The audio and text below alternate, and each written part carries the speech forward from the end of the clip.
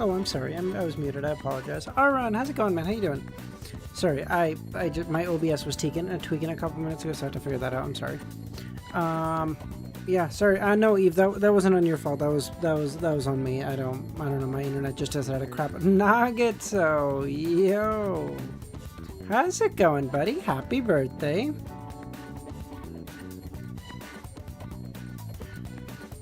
Appreciate you popping by. Harsh, how's it going, buddy? How you doing? What the fuck is this?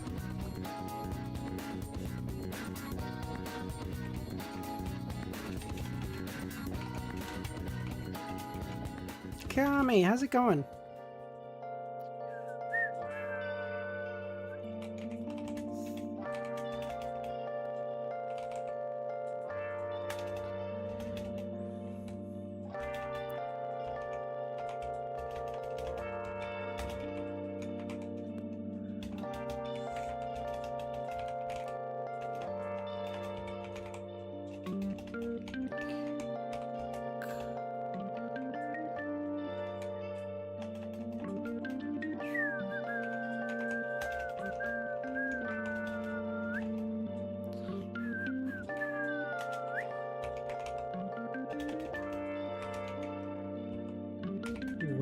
Is that a word?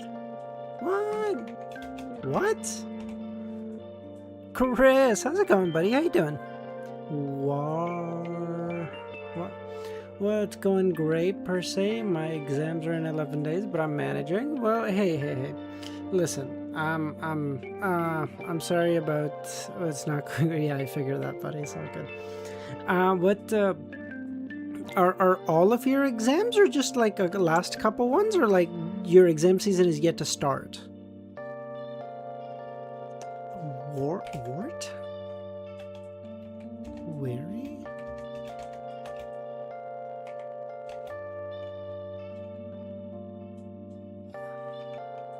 How's it going with the realtor, Chris? What the f is this, bro? So it has to be Wara?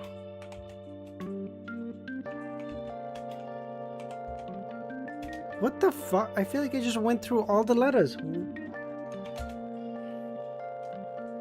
I don't want to talk about it, Bug. I don't want to talk about it.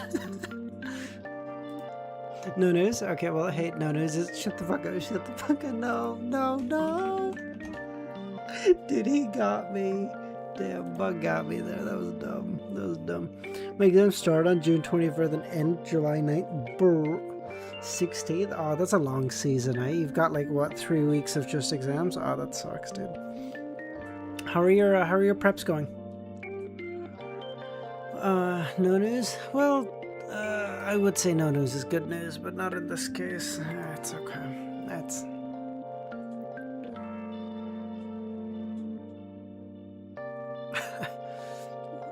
My parents gotta buy a car, so we're looking at like cars now, because my mom was coming. My mom went to start the car after work today, and the car just wouldn't start. We knew the car was gonna have some. The car was starting to have some minor issues, so we knew like, okay, the car's on its way out because it's at like 200,000 kilometers or so. But stress-wise, yeah, exams are always bad. Are you in grade 12, Nagito, or grade 11? I assume grades work the same for you too. I don't know.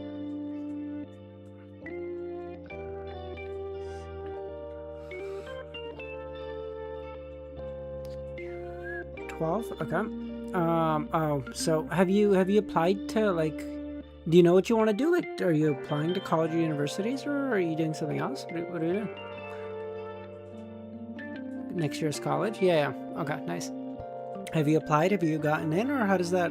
Because here how it works is you apply to colleges and universities based on your grade 11 grades and your first semester grade 12 grades. And then your and then your final semester ones are like, alright, being realistic, Littlefinger wasn't a bad choice as a master of coin. It's only because we read as we know it's bad. Littlefinger was, well, he was only bad insofar as he didn't try to get Robert to, I'm losing my mind, what is this timeline? Wait, Queen, how's it going? Bullseye, Littlefinger was only bad in the sense that he never tried to tell Robert, like, hey, stop spending so much. Hey, we're spending way too much. We're borrowing for everything. Like, he needs to, you get your grade 12, then depends on it, you can apply to college. Ah, I see. What is K4H? Persona 6, of course, but what is K4H? I don't know what that is. Secret password. Spoiler surprise? Oh, Kingdom Hearts. Oh, sorry. I've never played any of the Kingdom Hearts series, so I don't know. Degree, asterisk, exponent, like things at the trademark, things like at the top right. Let's go. Oh, superscript, there it is. Bone, axe, lamb, keys, angel, dove, skins, babe, dove, lamb, keys, like baby stuff, like babies of species, like a babe, a dove, a keys, angel, not keys. Oh, symbols of innocence. Oh, never mind. For me, it was the same as with Nagito. We write the state exams based on our grades we get or not into uni. But then wouldn't that delay you guys? Cause like, Eve, evening. You're, I don't know where you're from. I'm sorry. But then wouldn't that delay you guys? Because like, let's say June or July you write your exams, which seems late for our time, but obviously, you know, everyone has different school schedules. June or July, and then I would assume you get the grade back like early mid-August. Like, when do you apply? Like August, September you can apply for universities, like when, or colleges. Like, when do you start? Like December? Kingdom Hearts is an emotional fueled acid trip for a fanfic that's been running for 20 years. No, I know I know I've heard of the series, as I'm sure any gamer has, but like I've just never played it myself.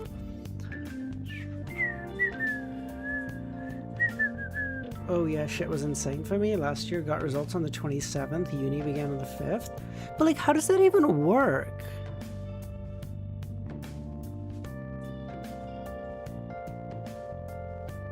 Like, if you got your results on the 27th, how would you even apply for university if the university starts in like 8 days, but then you need to apply to get in? There's no way you're getting an acceptance or rejection in 8 days. That's fucking nuts.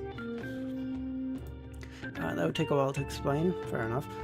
The crown was in debt, but the same way every modern country billionaire is debt. No, not true, Bullseye. Because give me 5 minutes. Yeah, I'll tell you. But only if you want to. I don't want you to have to waste time. All right. I think you apply early. Yeah, exactly, right? We do the same thing where like we apply based on our grade 11 grades and our grade 12 first semester grades, and then you get in before the end of grade 12. But most offers will be like contingent, like, hey, like for me, I remember my grade 11 and 12 average was like 92 or something. And it was like, hey, we offer you acceptance to the university, but the offer is contingent that your ending grade for your grade 12 year as an average is no less than like 88 or something, and then like no less than like a 80 something in like English and math, or like math and like the few key things I needed. But like there were conditional offers, but it was like, hey, I'm in, so as long as I don't like just genuinely fuck this whole year up now, I'm chilling, like I'm in, we're fine. I can't imagine what it's like for you guys to be not only worried about your exams, but then also be worried like, hey, if I fuck these exams up, I'm never going into university. Like, holy shit, you get 10 months worth of studying in one year. Dude, I actually like Persona music so much, what the fuck?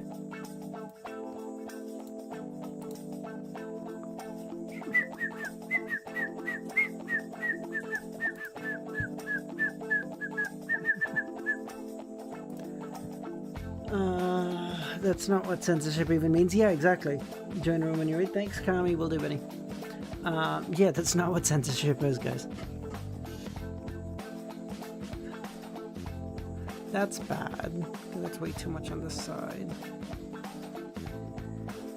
I think this probably does it. Very close. Very close. Hello, Tiendo. Sharon. What do we got? What do we got? 5th epoch. Either sequence 5 or 3. Merlin, I guess. We can do Merlin Hermes. 5th epoch male. 2 is too high. Fuck, idiot. Okay, not that late in the series either. Not that late in the series. I don't understand, because they didn't let her know of Old Neil's classes names before Old Neil was introduced, but then they let her watch the Old Neil class that spoils the whole magician thing. Okay.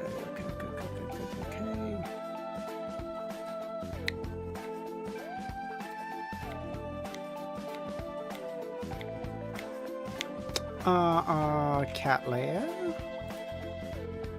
Oh, it's a male, idiot.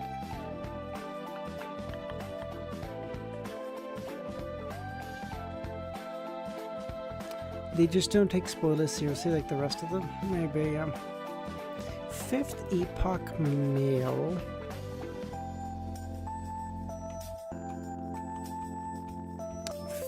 Danitz? Oh, maybe. That's not horrible. Okay, the only one that's similar to both of these is sequence 5. Sequence 5 male. Sequence 5 male later than chapter 500. That's like volume 3 or later, right? Maybe in volume 4 or later. Or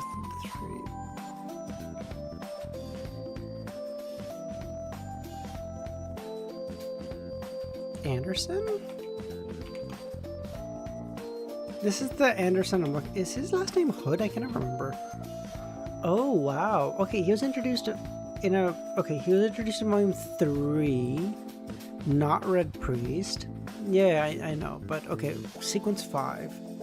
Sequence 5. Maybe if the thing path. What the Frank Lee? Let's go. Let's go! It's not crazy when you've got a big brain like me, Kami. Huge!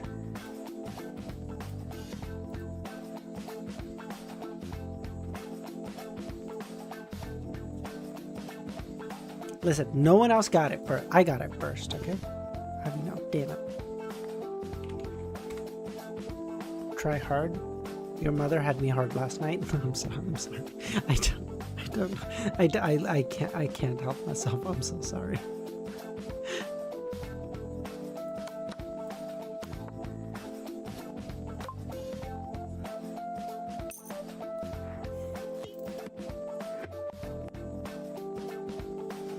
Queen, it's called LOTMDO. It has like a daily character that you have to find out. There's easy, medium, and hard mode, and then there's quotes also. So like I'll give you a quote, easy, medium, difficult, or easy, medium, hard, that you have to say, you have to find out who did it. It gives you 10 choices. I'm not from Ireland, but I live in Ireland for more than 4 years and finished high school here. We have the CAO Central Admissions Office. In November, the website opens and we get to decide top 10 courses that we want to go to amongst universities. We have to update them in the list of preference. Our first choice must be that. Yeah. Okay, same thing. We have like a website where you can apply to universities, but that it is paid, which kind of sucks ass though. It's like you can apply to 3 and it'll cost you like $300 or whatever, or you can apply to 5 and it'll cost like $600 or whatever, or you can apply to like 10, which is like $1,000. Each course in Ireland will have a minimum amount of points you need to achieve to be able to get into the course. Max you can get is 625. The results get released in late August. Late August and then November. Okay. Okay. If your number 1 course is 450 and you get 500, you get in. If not, it goes down to your second and then keep going down. Yeah.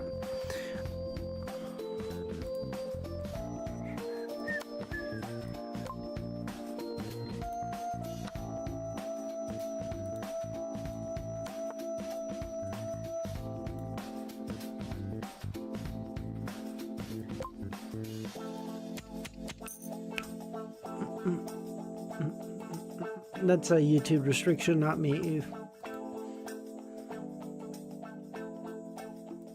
Here, no. Here, here. Here, no. Here, no. Here.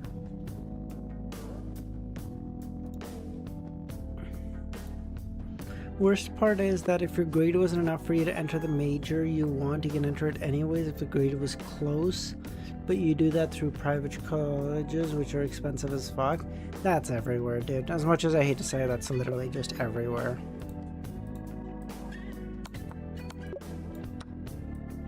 But I assume it's like kind of a similar thing for you too, Nagito, where like if you go to a private college or whatever, you can, there's like a, it's, I don't know, like its social value is less than like if you go to like a, I don't know, a public college or university. Like I don't know that, like you know, if it's on your resume that you went to like, I don't know, fucking dick-faced private college instead of like great awesome sauce public university, everyone's like, oh well, that's worse. Yeah, exactly. Okay, yeah. Here.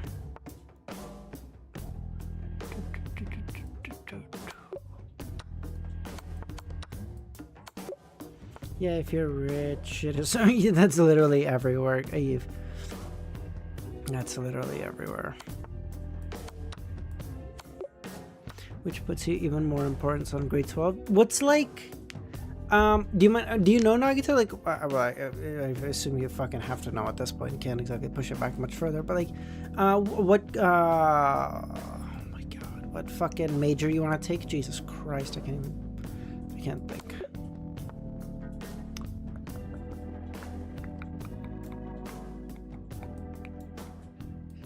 Here.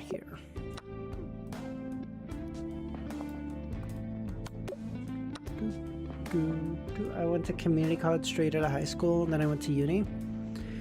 Yeah, good thing is we don't really, like, almost all colleges or universities in Canada are public or like publicly funded to some degree or another, so that means their costs are substantially lower than they are in the States, and like our level of education is not worse from what I understand. I want to be clear, I don't know, like obviously there's like a certain tier of elite there's a certain tier of like elite universities that exists in the States that doesn't count, like, you know, obviously Harvard, Stanford, this, that, and the other thing.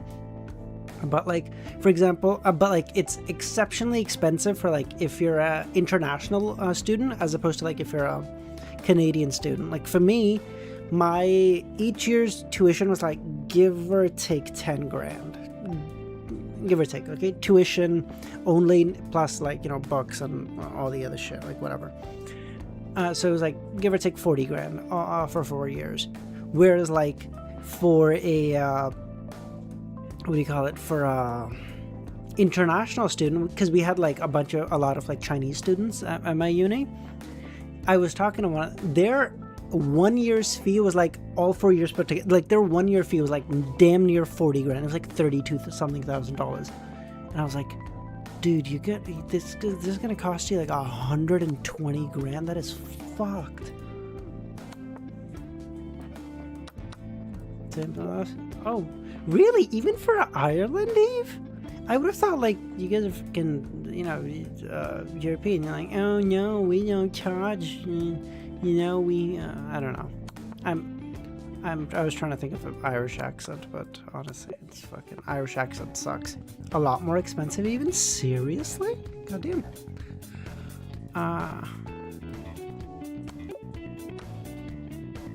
Public college all years like 120k. Private college is like 250k, so it's like double. Okay, that's not horrible. What is like CAD to Egyptian pound? This is what your fucking currency is called? Jesus Christ. Damn, you gotta get your colonial claws out of you, bro. Pound? Pick something else. Jeez.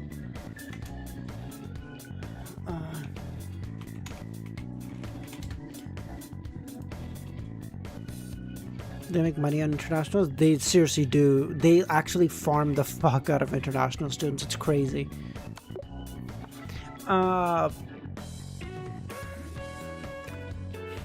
Yeah, so like, we don't have to do that, Chris, thankfully, which is nice. Like, obviously, you know, a national student, so I don't have to like bother with any of the fucking international bullshit, you know, being expensive as fuck or whatever.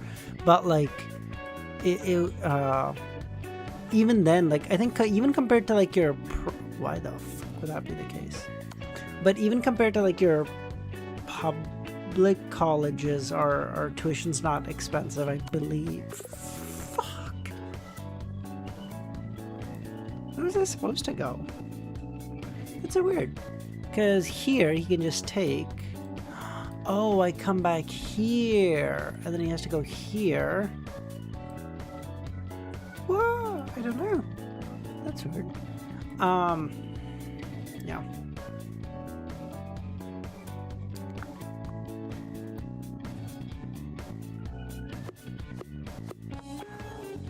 Chris, what did you do your what did you graduate in? For reference, minimum wage is like 7,500.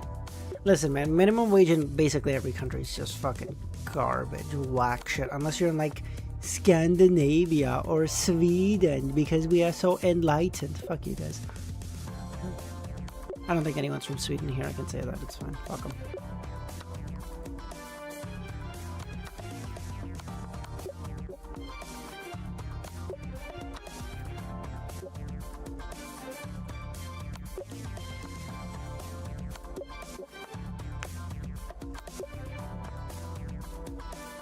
Community business admin.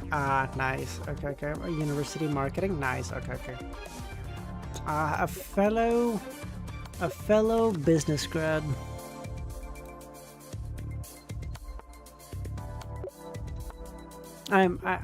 Mine was like, it's a business administration degree, but it's like with a specialization in accounting. So it's specifically if I want to be like a CPA, I can. I never wanted to be a CPA because that's just cringe. But if like I always thought like doing if I had the accounting bit down through like my uni and stuff, and then I went into the investment field, I could do a lot better, because then that way fucking dumb. I gotta stop talking. Because then I can like I can go like this. Oh, I gotta stop talking.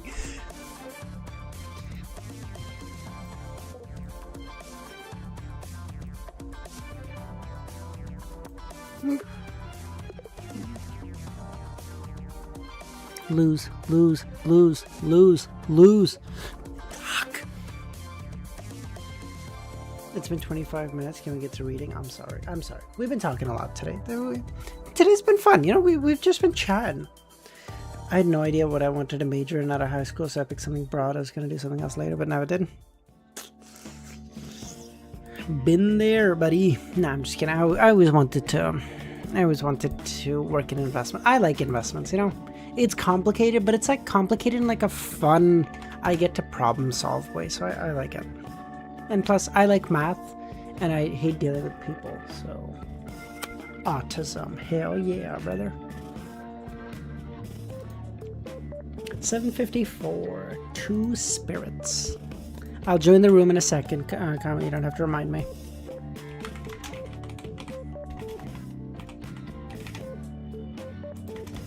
Funny enough, I hate math. Sag.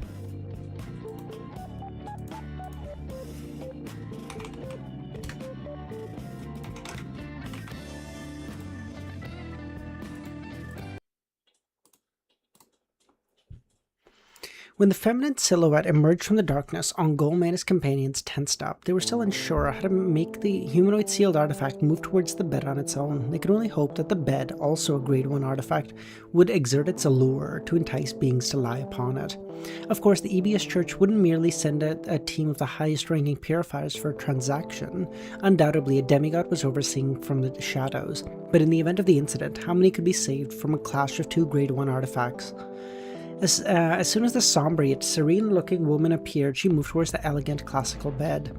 Ongolme and the others remained perfectly still, almost like statues, fearing any sudden movements may startle their target.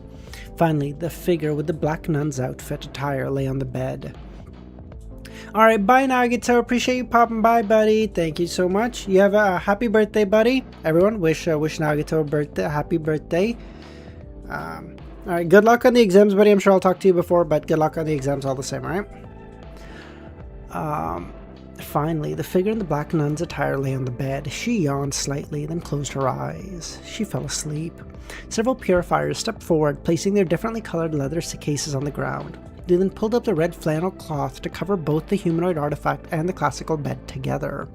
The iron-gray steam robots also set down another leather case that they were carrying. They lifted the bed along with the purifiers and left the quarry quickly. Soon, only Ongolme and the 9 cases on the ground remained behind. At the edge of the quarry, enveloped in darkness, a figure appeared in an assassin's garb. She did not speak to Ongolme, but moved past the purifier to inspect the cases. Each of the 8 cases were filled with shimmering gold bars or packed with numerous gold coins, all quite heavy, making Franca's gaze disrupted. I've never seen so much gold in my lifetimes put together. Shame it's not mine, Franca thought as she stowed away the gold in her traveler bags. Math is quite linear, you need a lot of previous knowledge to continue. This is true. After another case contained the supplementary and main ingredient for the pleasure potion and folded scrolls. After verifying everything, Franca nodded at Ongolme in a cold, businesslike fashion. Keep your promises well, and I will continue to provide intel. Praise the sun, you are the god of deeds, Ongolme exclaimed, spreading his arms. Franca then left the quarry, continuously circling around using her demoness power to erase any traces. After about 7 or 8 minutes, she met with LEMMiNO in a secret tunnel in underground Trier and was teleported away. Inside her apartment, Franca handed over the ingredients related to the pleasure potion along with the leather case to Jenna, while LEMMiNO was already seated on the armchair, engrossed in a dossier. Number 147, original name Clemence Athana. This sealed artifact was born in a magistrate family in Spam village, Zamet region of the Upper Hornacis range. Hornacis. She was sent to the Zamet cloister upon reaching adulthood and 2 years later entered the Suhit University to study paleobiology. After graduation, she stayed on as a faculty member. Her research in paleobiology primarily focused on traces of remnants of mythical creatures to prove their existence. At the age of 29, she abruptly resigned from her academic post and returned to her village, where she secluded herself. Over the next 2 years, her family suffered a great series of misfortunes. Her father, intoxicated, fell into a cesspit at night and drowned. Her mother, overcame with grief, hanged herself. Her siblings all killed each other over inheritance disputes. And her sister, who had gone home to intervene, went missing. The villagers of the village blamed her for bringing misfortune and sought to expel her. Not long after, a strange mental plague broke out in the village. By the time the purifiers realized the issue, it was beyond redemption, but they all had to purify the infected.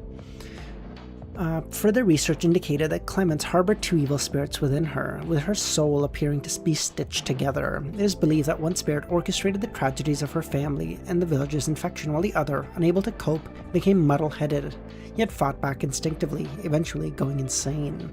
Additionally, she carried another kind of corruption, distinct from her abilities to manipulate minds and spirits. It is unclear when this corruption first appeared, whether before she returned to her hometown or after. Sealed 2 years and 4 months ago. She was sealed not long ago. Amongst the Grade 1 artifacts, her number must be one of the latest, Franka thought. Perhaps one day, this will be my fate, Lumion chuckled. He could faintly sense Clemens' struggle and resistance. Franka opened her mouth, but was unsure of what to say, and after a few seconds just patted Lumion and said, "Look on the bright side. In the grand scheme of things, we're all gonna die anyway. What matters is what we do on the path." "Until death," Lumion said. At 10 p.m. in the ancient dilapidated palace of the nation of Evernight, members of the Research Society materialized. Franka immediately spotted 007. She adjusted her hood and approached. "We received our reward. What's yours?" 007, Ongome replied. I now wield a Grade 1 artifact with less severe adverse effects. Wow, you're practically a reserve for a demigod, Franka thought. Her thoughts then turned to Lumion, who also possessed a Grade 1 artifact.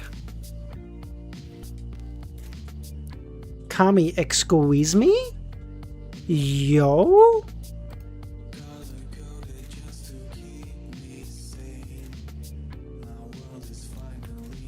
"Hold on, this shit is cooking!" "Aaron, how's it going, man? Hold on, this music is so good, what the fuck?" Before Lumion embarked on the paths of the divine, 007 had already been a Sequence 5. He was just too busy to serve as a vice president of the Research Society. Thinking about it, 007 wasn't really that enviable after all. 007 glanced at Franka and said, "I used to dream of advancing to a demigod. As I handled more and more events, I started to think that it may not even be a good thing. But fate has pushed me to this point. I can only keep pushing forward now." "Right," Franka replied. "I have a very important announcement to make soon." "What is it?" 007 thought. "Why is Hidden Blade involved in another important matter again, goddammit? You'll find out soon enough," Franka sighed. She then turned to Lumion, disguised as a roar. Lumion nodded at Franka. Seeing that the members of the Research Society had all nearly arrived, Franka walked to the nearby massive stone chair. "Another LEMMiNO song? Yeah, Infinity." Seeing that the members, dressed in a plain white robe, Gandalf whispered, "Are you going to warn everyone of the mirror people?" "No," Franka said. "Ladies and gentlemen, I have an announcement to make," Franka's voice echoed through the palace. Members like Isotope, Bear, and Cerberus all turned their attention to the depths of the palace. They felt uneasy. The news Hidden Blade had brought had never been good. Truly, she is a demoness. Although she had helped the Research Society clean up its saboteurs and establish more reliable rules, the surging tide still left everyone unnerved. As everyone ceased their discussions and looked at her, Franka cleared her throat and started from the rumors of the Resurrection Island, recounting her encounters in the catacombs of Trier, with a man bearing Eastern looks. "So it's about this." A humming sound arose from different parts of the palace, and different members couldn't help whisper. For most of them, they had already accepted reality, adapted to their current lives, and even had different pursuits, but now someone was telling them maybe they could go home after all. Franca then spoke of Harrison of Resurrection Island, involved with death and dark forces, searching for something across the northern and southern continents. But didn't mention Berman, as it was too easily linked with Louis Berry. Franca then shared Lumian speculation. Resurrection Island may be a nexus where the two worlds converge. We must find Harrison and get information from him. In a nearby breath, Speaking in one breath, Franca's gaze slowly turned from the somewhat dazed faces to Madame Hella. She noticed an indescribable emotion in her dark pupils.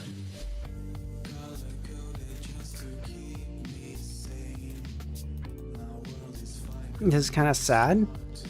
What, that they have a hope of going back home? What do you mean? Listen, if I'm in their position, I want at least the ability to go home. If I'm like, listen, I like my life here and I like, you know, who I've become, what I've done, then you can stay. Fuck it, I'm not telling you to go, bitch. Fine, stay.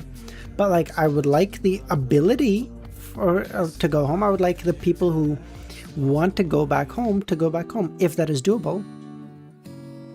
Looks like my shit wants to lag today. Sag. Despite Hella's usual restraint, those clear emotions within her, Franca withdrew her gaze. Dude, Kami be cooking. What the fuck? By then, many members of the Research Society had regained their composure, voicing their opinions, both with excitement and urgency. Hidden Blade! You can't make such an assumption so lightly. Whether or not the island is a nexus or not, we still need to find Harrison. This isn't a conclusion, a simple direction. How would we find him based on just a name? I have a portrait, Franca said. Why can't you just live peacefully in the present? Other members voiced. Franca looked towards the source of the sound and saw a male member known as Mole.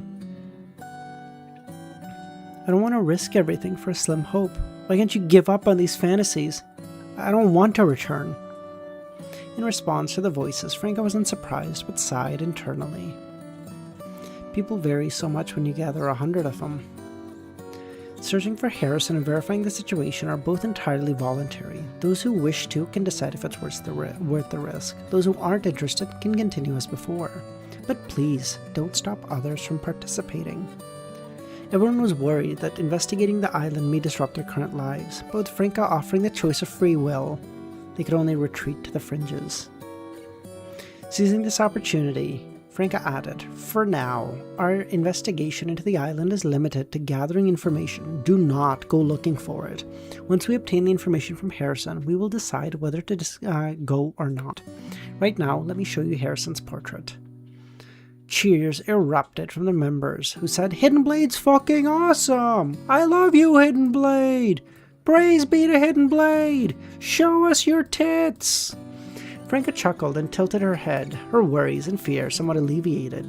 She knew that these members were not without fear of the unknown, of the investigation and the potentially disappointing truths, but they had waited too long and desired too much. Fuck.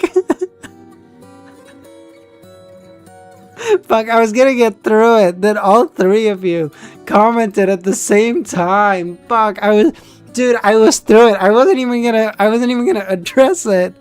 Fuck. Oh, fuck. Oh, fuck you guys. I'm trying to make my additions to the book. God.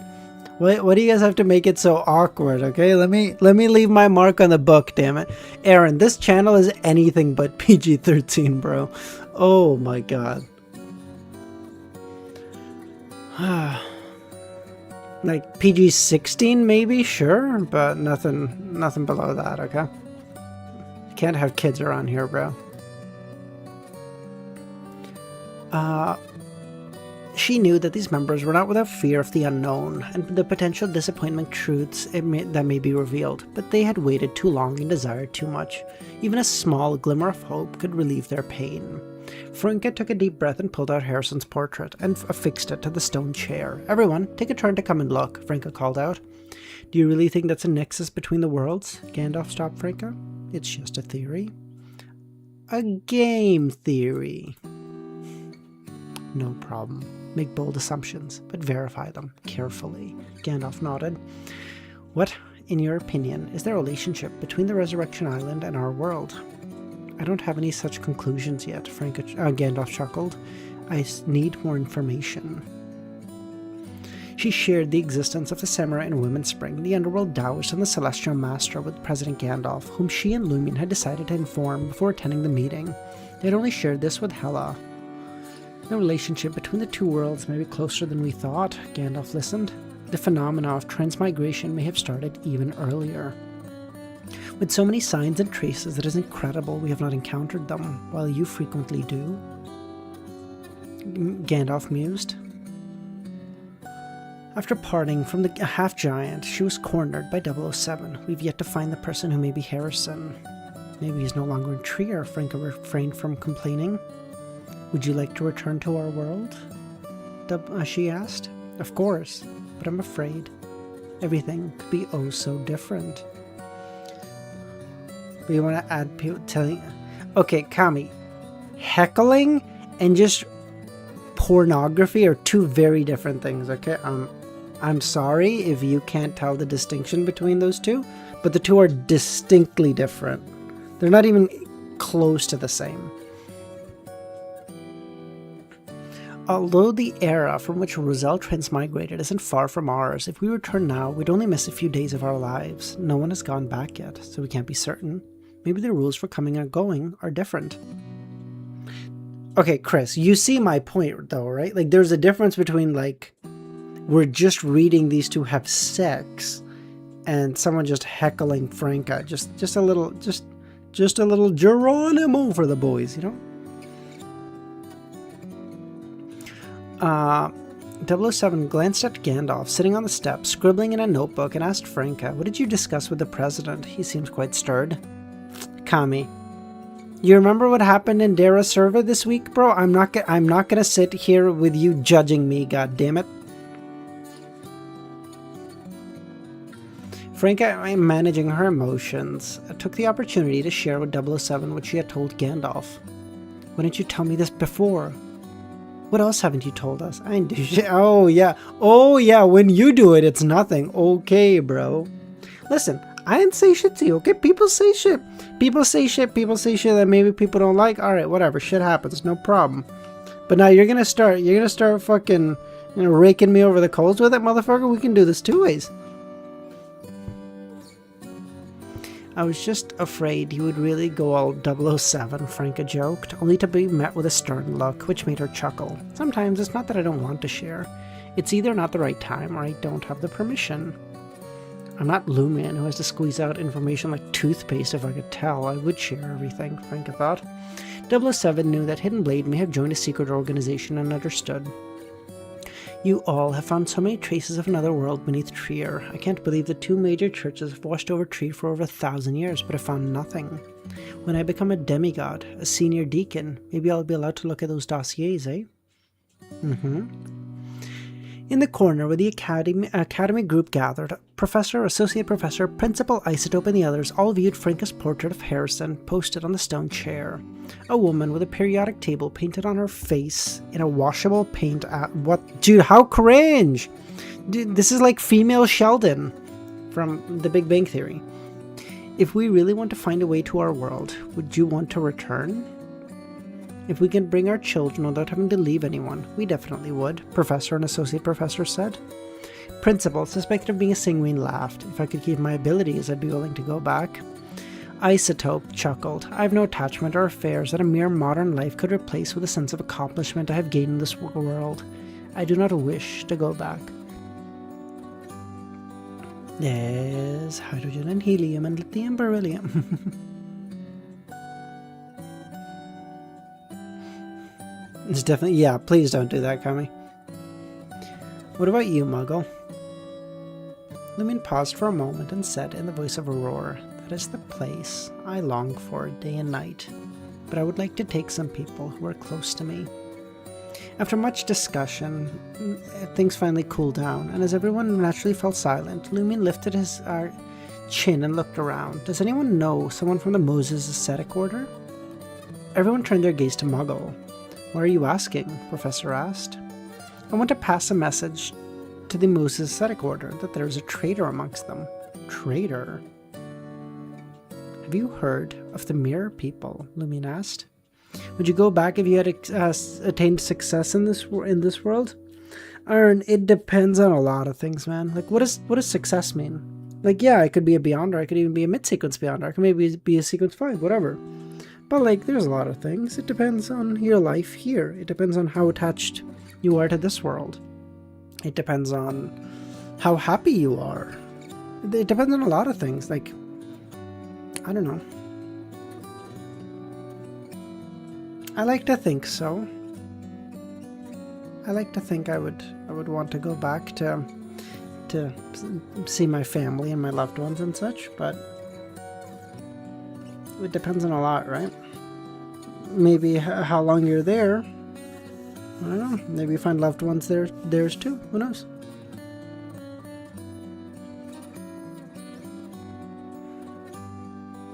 If I'm a miracle invoker, bro, I hate to tell you, you're not going to be a miracle invoker. You're just not that guy. According to Madame Hella's latest statement, the members of the Research Society who could enter the nation of Evernight were mostly mentally disrupted or harbored corruption inside. It was unlikely that their life forms had changed without detection. I've heard of it, the professor said. There have been some occasional incidents of original hosts being replaced by mirror people. But why these people still appear is unknown. You seem to know quite a bit. LEMMiNO smiled. I know a mere person named Griffith who was replaced as original host, and the host was a member of the Moses Ascetic Order. Of course, Griffith certainly isn't his name in the Ascetic Order. Most of the Academy members fell silent, simply nodding. Muggle, are you still in Trier? The professor asked. Yes. I'm planning to organize a real-world gathering for members in Trier. Would you like to join? Okay, LEMMiNO smiled.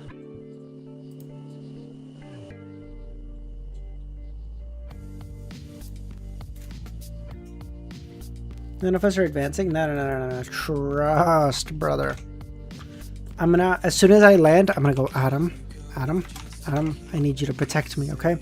Listen, I will be an apostle. I will be your apostle, I swear. You want to be Jesus? I'll be one of your apostles. So hard. But I need you to sit. I'm about to get fucking nuked, bro. Kami, shut the fuck up. No, I'm cool, man. I'm cool. I can convince him. You don't know how charismatic I can be.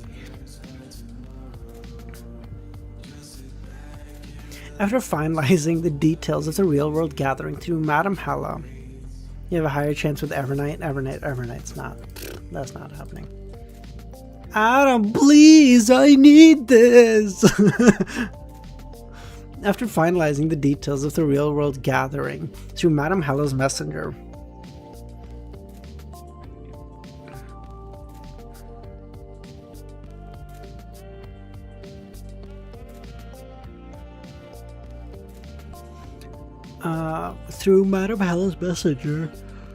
LEMMiNO quietly listened to the members of the Research Society. With his current mastery of mysticism, he no longer needed to hide his ignorance. After a while, LEMMiNO asked if anyone had a potion formula related to the Harvest Priest, but no, the answer was no. He then walked over to another group, called the Farm, a group of Research Society members who enjoyed planting and accumulating wealth. LEMMiNO had once overheard their everyday conversations about how many hectares they had purchased and the plans to save for a ranch and such. After that, LEMMiNO never listened again. As he approached the farm members, he smelled the earthy scents. LEMMiNO had instantly become alert, a familiar, comforting aroma that transported him back to Cordu. This reminds me of my previous life, but on another level, the acts of farming, herding, and harvesting resonate with Amibel's bloodline within me. The goddess of harvest indeed lives up to her name. LEMMiNO quickly figured out the reason.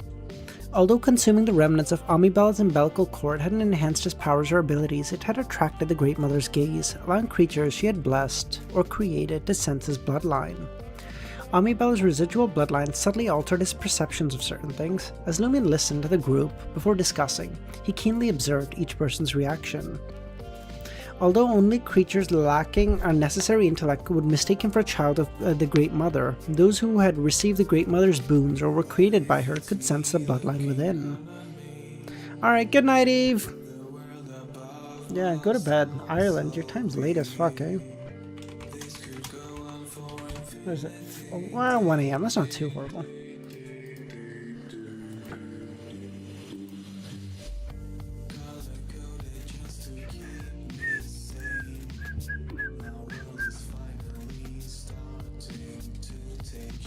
This would help LEMMiNO determine through any unusual reactions amongst the farm group members who worship the Great Mother. After a few minutes, LEMMiNO tentatively confirmed that none of the members were problematic. He then mimicked Aurora's voice and pressed her voice down. Does anyone have the Harvest Priest formula or ingredients? If you're unwilling to disclose the formula, you can sell me a potion too. Muggle, I thought you were a warlock. Breeder Master asked. I know someone who needs it, LEMMiNO laughed, and I might make a small profit while helping out. You should know that a ready-made potion needs to be consumed quickly, or it'll be consumed by a container. Moreover, treating through Madame How's messenger would delay things. You need to drink it almost immediately upon receipt. Will there be no issues? True, Aron! Bro, you guys have seen my luck, okay? You guys have seen my luck with my theories in LOTM. I would roll a nat 20 and just transmigrate into an angel's body and be like, yeah, I know shit. What are you gonna do about it, pussy? Imagine I reincarnate in Zarathul's body, 5,000 IQ, and then when LEMMiNO comes, or sorry, when Klein comes back, I go, hey, listen. The guy who was in here is gone, okay? I'm sorry, you're my go. Okay, can we be friends? Then I get one. No.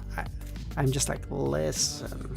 I know he was a dick, but hear me out.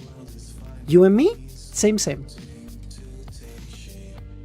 After questioning and observing, he was sure that the doctor potion from Lugano had been fully digested. Wait, hold on. What the fuck?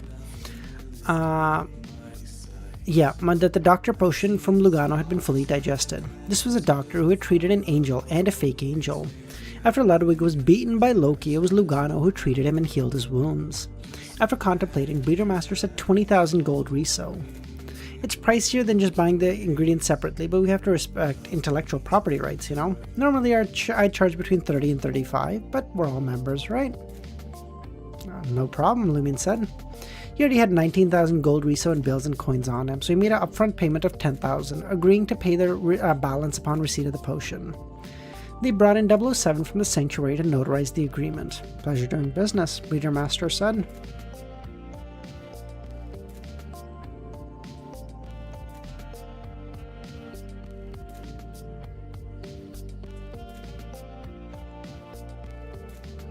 Best bet is to beg Evernight or Adam. That's what I just said. I just chose to go with Adam, and everyone going no, just nagging me, you know. They then turned to the other members and said, now that I have the funds for more experiments, I've been studying these mushrooms created by the legendary druid Frankly. I find his philosophy truly intriguing. Cute. I do bring something to the table, Kami. Given the myriad supernatural beings in this world,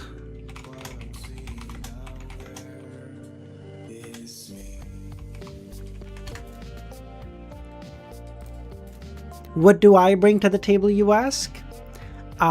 Listen, if Adam is Jesus, if Adam wants to be Jesus that bad, then I will be his Judas. I'm gonna screw him over at a pivotal moment. I do bring something to the table. I bring character development. Given the myriad of supernatural beings in this world, including Beyonders, why not merge the blood, flesh, milk of these beings with ordinary plants? Whether through hybridization or genetic modifications, with the aid of powers, it can be done quite easily, and after several generations it will stabilize, resulting in plants with magical effects, but no characteristics. Because I brought the motherfucking table. True! I guess if you don't think about the cosmos for 30 seconds, you have a chance. Yeah. You just gotta think not about the cosmos, you know? Couldn't I, at this point, I don't know why we keep, crying on Adam shit. Couldn't we just be like, I prayed to the fool? Couldn't we just do that? Why the fuck are we still talking about Adam or Evernight? Doesn't Klein at this point literally stand atop Evernight? Like, he's stronger than her. Like, what are we talking about?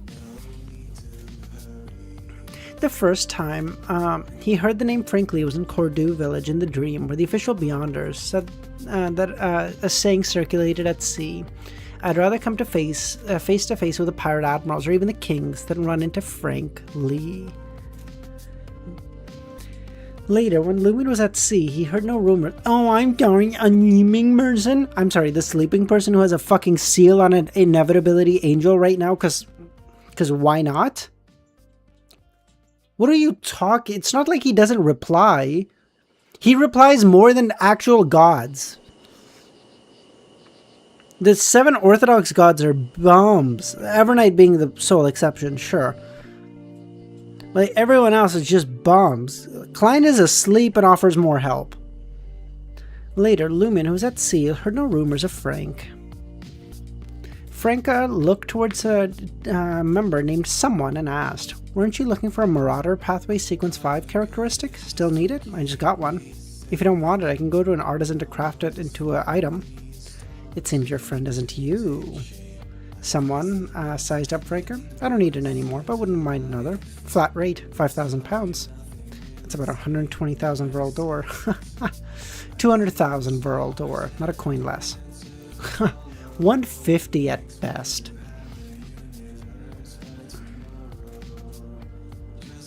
He doesn't reply immediately, and you need the fastest reply in that situation. Bro, Klein replies when you need him to. Franca thought for a second and said you can pay in 2 installments, the first right now of 120, and the remainder of 60 within 3 months of receiving the characteristic. Aren't you afraid I'll default after getting the characteristic? A notarization isn't foolproof, you know. I'm a swindler, remember? Franca smiled and said, who's better, you or Bard? Bard has been dealt with by me and my comrades, so unless you're willing to give up a useful trading platform over 60,000 Vril d'Or, I'm not too worried. And your characteristic can also be quite useful. Franca mused. It won't be long before I surpass him, someone replied. Deal. No rush. In the following days, Lumen had no particular business and wandered around Trier aimlessly, looking for Harrison's whereabouts. He was supposed to collect a reward from Mr. K. Kami, can I ask you to put on the Persona 5 music I was listening to earlier? I was kind of vibing to it. If you don't mind, I'll just send it to you on Discord if you don't mind.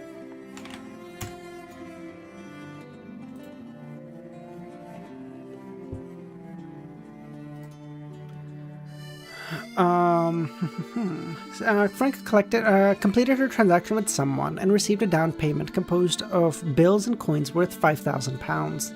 She also gave Jenna 15,000 Vril d'Or, stipulating that the remaining payment of 60,000 belonged entirely to her. Jenna lost the Dream Stealer characteristic, but also paid off the 45,000 Vril d'Or she owed Franca, now possessing 16,000 Vril d'Or and loaned pounds worth 120,000. She had never been so rich. She always knew that potion formulas and characteristics were valuable, and even knew the approximate value range, but had never paid in full one go, nor truly sold any. Now she was experiencing what it felt to earn money, like Gehrman Sparrow. Dude, the guy's the fucking standard. That evening, just as Lumen returned to his apartment, changed clothes, and mustered the courage to see Mr. K, the wall lamps in his room tinged with green and pale colors blended together. Then he saw the messenger, the mummified penitent, and Madame Halla's messenger. Shortly after, a silhouette of a doll messenger also appeared. Would the 3 messengers fight each other's? Do I have 3 letters? One should be for the priest potion, another is likely an artifact from the characteristic of Hisoka. What's the third? Do they know Gehrman's a transmigrator? No. 61 to 69? fuck, that's kind of cringe. We'll do 61, Kami. I don't want to. I'm not going all the way to 69, but that sucks. I wanted to go a little bit further. That's okay.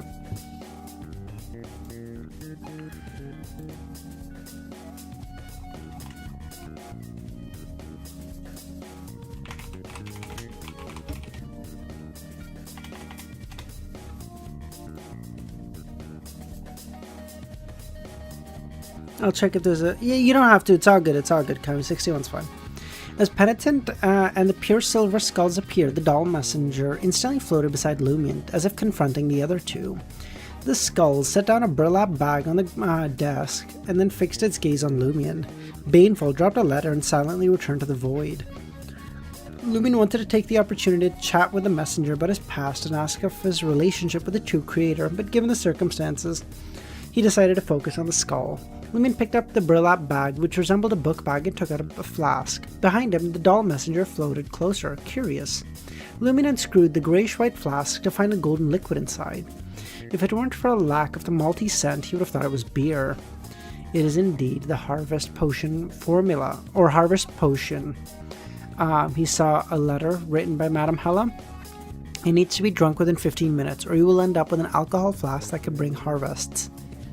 Seeing that Hella had helped with the identification and there was a contract in place, LEMMiNO took the remaining 9,000 pounds from his traveller bag and 1,000 gold riso he'd exchanged in the past 2 days. This is the final payment. LEMMiNO put the riso in the gold bag and handed it to the skulls. The skulls bit down on the burlap bag and merged with the darkness. He then turned to the doll messenger. What's your take? I'll surpass them eventually. I will become the first, no, the second most powerful messenger in the world. Quite ambitious, LEMMiNO replied. The second because Miss Messenger, I guess? He wasn't surprised by the doll messenger's response. He already knew about the special nature of Penitent and the silver skull. The doll messenger then hurled a dark, transparent orb resembling a crystal orb but more ethereal to LEMMiNO, who easily caught it. Inside the bent, transparent barrier, a glossy black bone ring floated, its surface carved with twisted, agonizing faces of a demon. After letting the unfolded letter fall, the messenger also left the room. Indeed, an artifact made from Hisoka's characteristic. LEMMiNO couldn't afford to check the artifact right now, so he stored it away and then began to read the letter. The letter was very brief. 7 of Wands, do you still remember your promise? We now need your help. The cursed name returns. We now need your help. If you don't have any other important matters recently, please meet us at the following coordinates where I will tell you the details. Knight of Swords. The Knight of Swords needs my help. At the incident of the sea prayer ritual, he had asked this minor arcana holder for help, and at the time he did not ask for a payment, but mentioned he may need a bit of help if he went to the southern continent later. Fortunately, I'm pretty free right now. LEMMiNO put away the letter, screwed the cap back on, and then walked out to the room. Lugano was cleaning up the table. Your Harvest Priest potion has arrived, LEMMiNO said. Lugano froze. After a few seconds, he pointed to the flask. That? Yes, it looks more drinkable than the potions from the Hunter pathway, LEMMiNO chuckled. You have 10 minutes to decide. 10 minutes? No. 8. If you haven't made up your mind in 8 minutes, I'll find a stray dog or catch a rat to feed it to. Don't I need to prepare? This seems too casual. This is a potion, damn it. Only 7 minutes left now, LEMMiNO said. Your condition's fine. Just relax. And remember that you are Ludwig's nanny and my family doctor. Is it really okay? 6 minutes. Fine, Lugano gritted his teeth, but I need to drink it underground. Hey? I feel that standing on the earth may help me maintain my state. The earth pathway, huh? Carrying the flask, LEMMiNO turned around and walked out the room. Lugano, following, pulled out a bunch of banknotes. This is all my savings, 15,000. You said before the rest would be covered by you. LEMMiNO nodded and accepted. He still had 86,000 world ore. Once on the street, LEMMiNO headed straight to the nearest entrance. A stray dog passed by and barked at them. LEMMiNO chuckled and tested Lugano. Can you understand what it's saying? You can understand? Do you have an item from the Beast Tamer?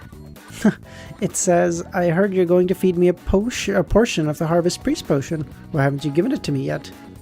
Lugano finally realized LEMMiNO was joking. On second thought, Lugano felt like he was being mocked. He's implying that I'm a stray dog, goddammit. Once an underground trier, LEMMiNO expertly navigated to the deserted tunnel and tossed the flask to Lugano. 2 minutes. Lugano took a deep breath, unscrewed the cap, and saw the potion inside look like beer. He started to recall how he cared and treated for Ludwig, using this to relax himself. After a few seconds, Lugano raised the flask and gulped it down. Lumion, who had made a bright ball of flames as a light source, watched. He had not forgotten that his servant was quite unusual. He could stay conscious during the Dream Festival. Lugano's face twisted in agony, as if experiencing the pain of Ludwig biting off his arm yet again. Lumion saw his feet slowly sinking to the soil, the hair on his skin visibly thickening and lengthening. After a while, the transformation stopped and Lugano's transformation gradually eased. It went smoothly. He fits the pathway well.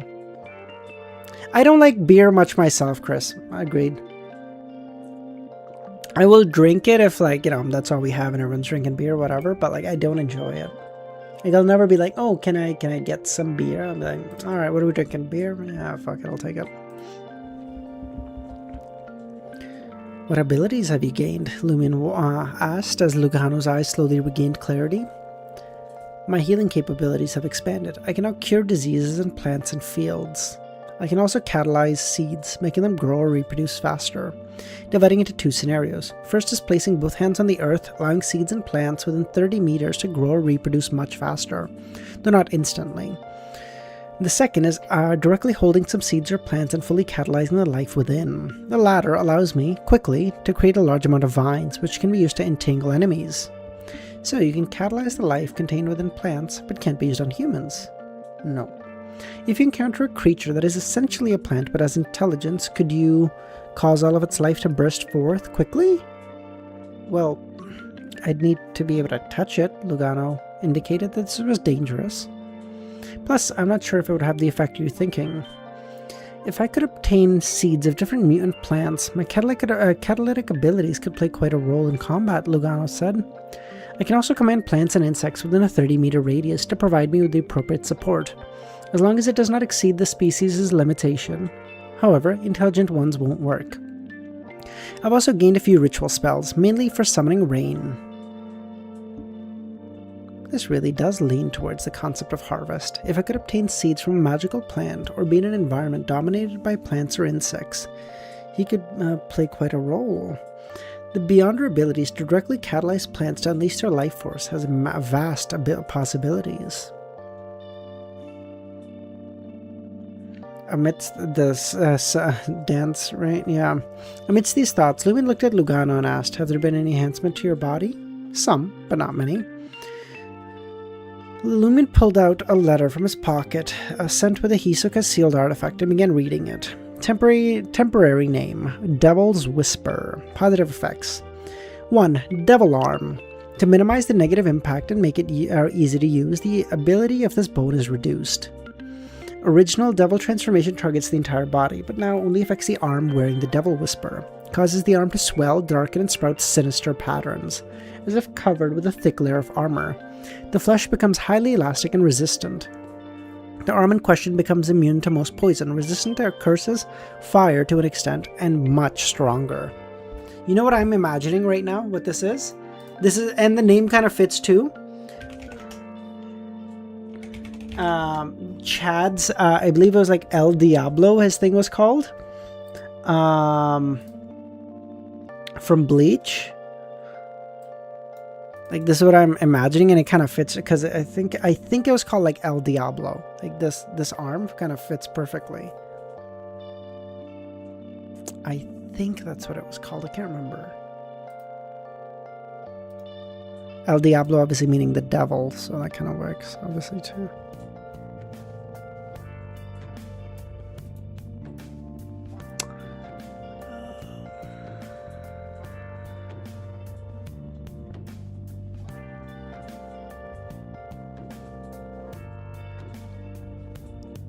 Something like that.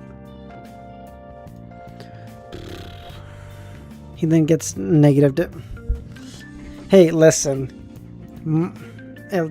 For those who didn't know, haha, fuck you. God forbid a man as inclusive, call me average Frenchman. He then gets, okay, first of all, he's not Renji, okay? You want to talk about negative diff in every battle? Renji.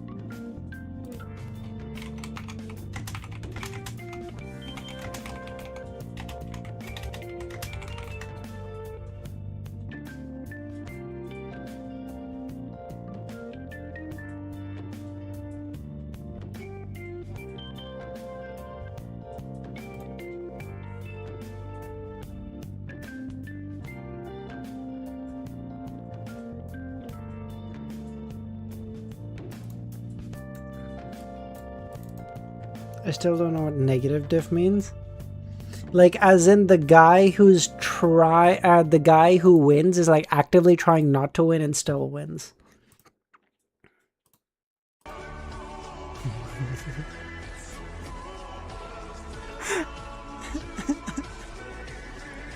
Get fucking rolled, buddy.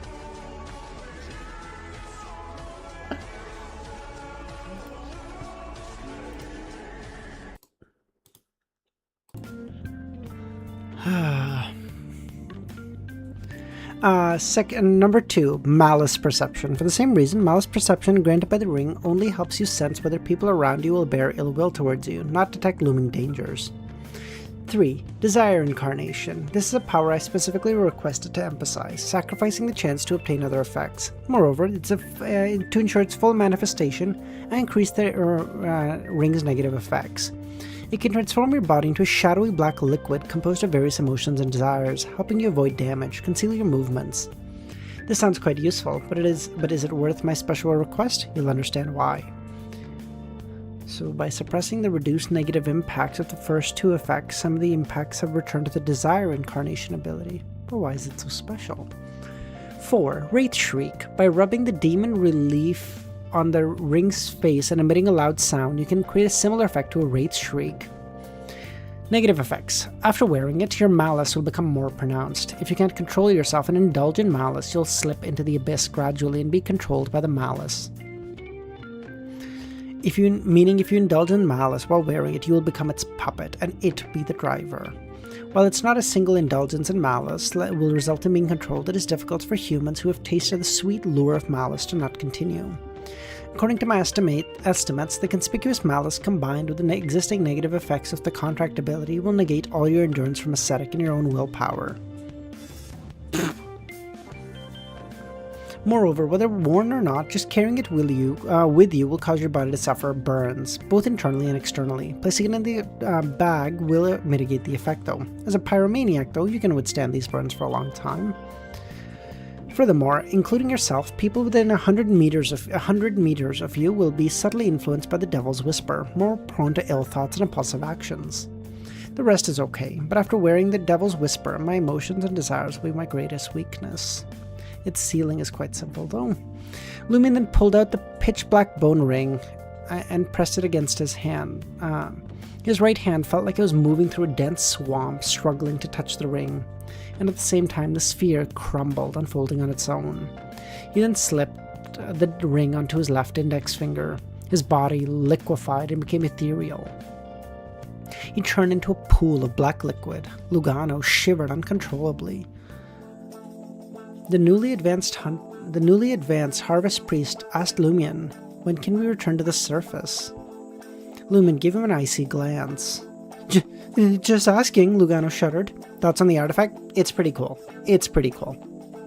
The Wraith Shriek, the turning into a fucking sticky goo to escape is kind of also goated. The sticky goo thing just reminds me of, what was that, fucking Muzan from Demon Slayer that got away with that, right? I think it was Muzan that kind of abused that ability. Don't mean to be mean, but this music is way too happy. Go lucky for... Come on, we're nearing the end, Kami. Let me make my own rolls, okay?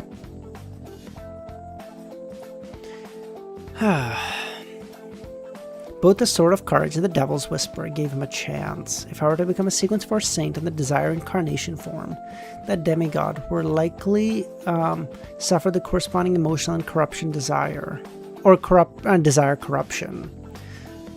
When night fully descended, Lumin arrived at the headquarters of the Psychic magazine and met Mr. K. Mr. K warmly said, "Let us pray to the Lord first." After a while, he and Mr. K opened their eyes simultaneously. Mr. K said, "Congratulations, you are now a candidate oracle. This is the greatest reward. Being closer to the Lord is the greatest reward for us. Afterwards, wherever you go, you can contact the local oracles or members of the Aurora Order to request their help. If there are no saints or oracles locally, you have the authority to call upon all resources, including personnel, money, intels, and materials." Dude, I'm calling it right now. They want us to think Adam is evil, okay? Because they're going to be like, no, you see, like, Adam is like, got Aurora killed. Adam's a good guy. I'm saying it. Adam's a good guy. I'm calling it right now. Adam will, in the end, make a sacrifice of some kind for humanity's sake. I don't know. For humanity, the earth, whatever you want to call it, whatever. He will make a sacrifice that, in the end, will go... Like, Adam... to me, is giving me like Lovia vibes. Like the whole book, they're like, oh, this evil bitch, she's gonna fuck over the entire city of Silver. She's of the darkness pathway. Oh, she's gonna fuck us all over. We gotta watch this bitch. She's always in the darkness. Scheming, planning shit. And then in the end, Adam's dying and he goes, "I never betrayed humanity." Absolute cinema, I'm calling it. I'm calling it now, 400 chapters in advance. Let no one say I did not foresee what was coming. Is this the Aurora Order's reward, elevating my authority and status? Praise you for creating all. Praise you for bearing the world's sins, Lumin said. There are no other rewards for now. Continue to investigate. Okay. If Mr. K had offered material rewards, he would have hesitated to accept them. It's not that he was worried about the items themselves. After all, he was already under surveillance, so what even matters anymore? His reluctance was more psychological. "Why not?"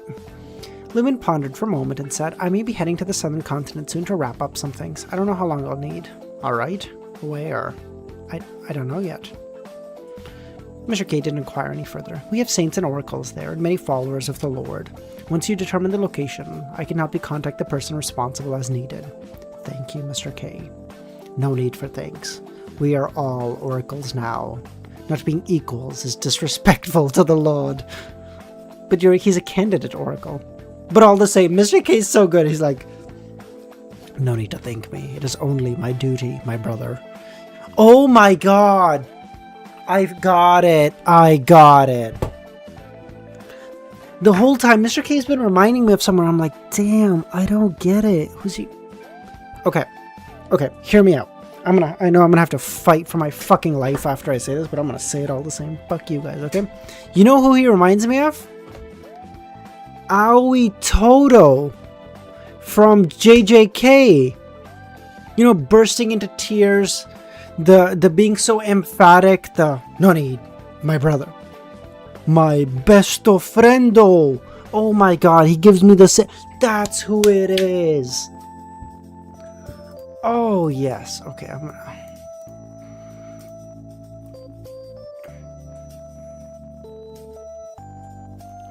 Hold on, Chris, I'm cooking, right? Like, hear me out. He's like, "Rise, brother. We all serve the same Lord." What was it? Jennifer Aniston? What was the joke? Aoi Todo. Was it Jennifer Aniston? Was that who it was? Jennifer Lawrence. Sorry. It's like, we all praise the same Lord. We all praise the same Lord. My queen, Jennifer Lawrence. I'm like, all right, goddamn. All right, it's the same thing. I'm cooking. Hold on. An ass man, truly, absolute cinema. Mr. K, in that cathedral you took me to last time, does it have any significant meaning in our order? That was the first cathedral to be established by the Aurora Order. Is it related to Penitent? Lumin asked a few more questions, then took his leave. Returning to the Corte de la Catedral commemorative, he informed Franca and Jenna of the Knight of Swords request, and then activated the mark on his shoulder. He moved between the layers of color blocks, not knowing how long it took, but finally arrived at the location indicated by the Knight of Swords. The first thing that caught Lumin's sight were the faces of several pale-faced men and women like bodyguards surrounding the Knight of Swords. Damn, Merrick be kinda fucking cooking though? Merrick's aura farming? Crazy? He's sitting on a throne, people bow down upon him. Oh my god, kinda my goat. Nah, I don't. Fuck that. I don't like this guy. I'm kidding, okay? He do be aura farming though in the book, but yeah, I still don't like him. Fuck him.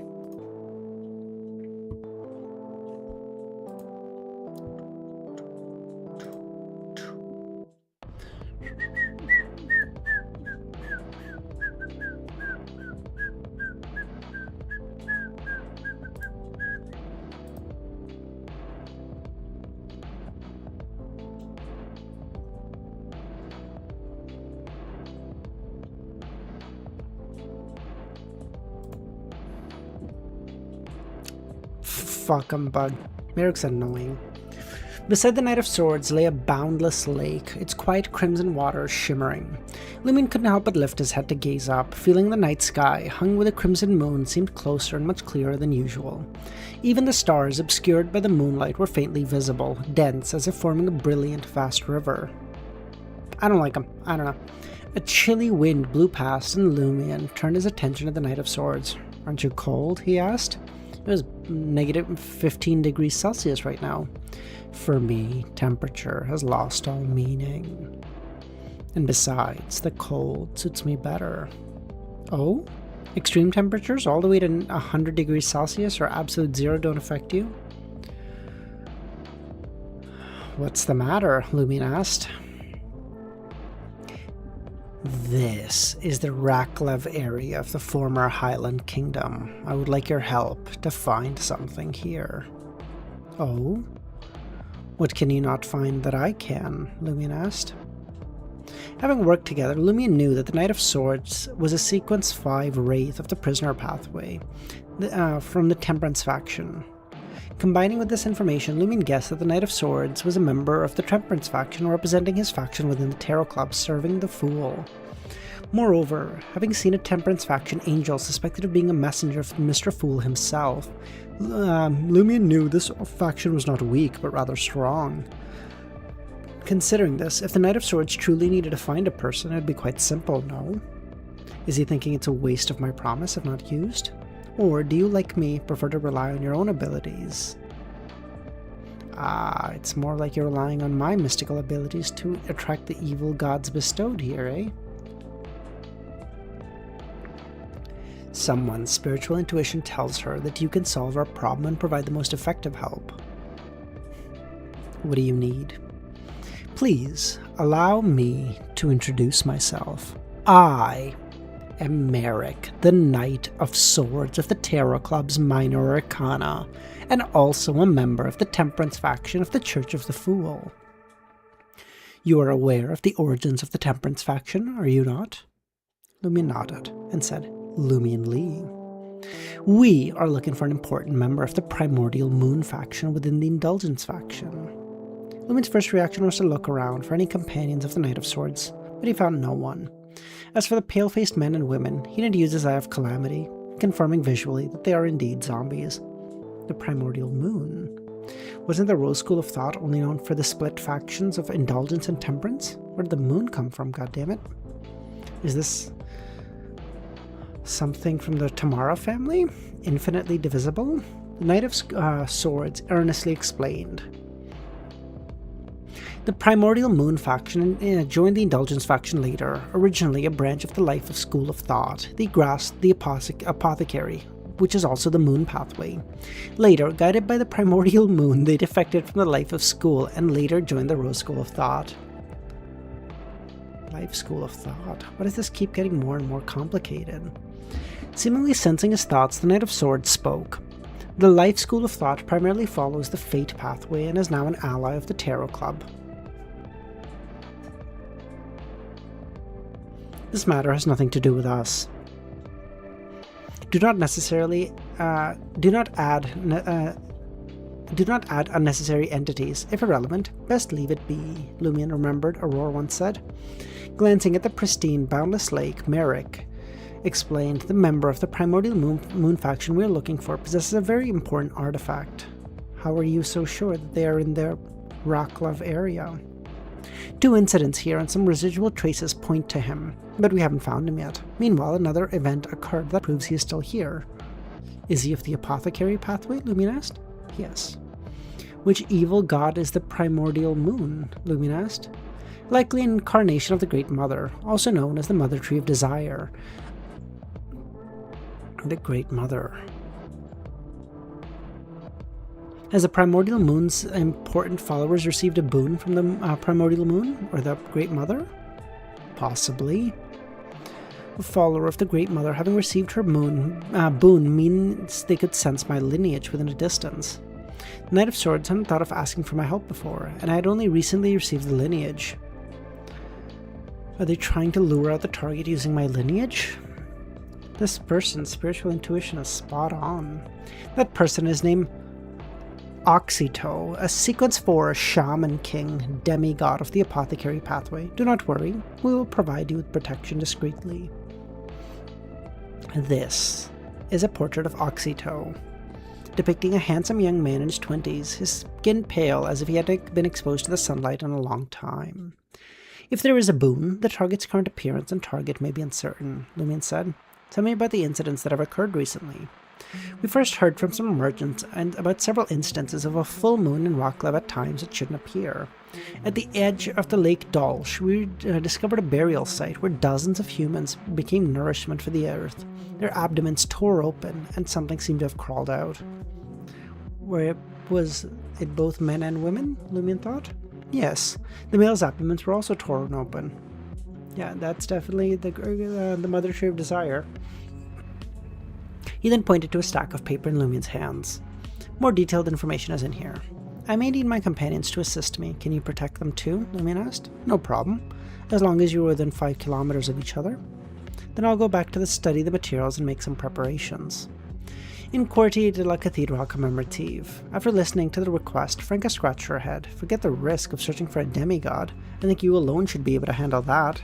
There's limited help we can provide. We don't have the lineage of Omibella.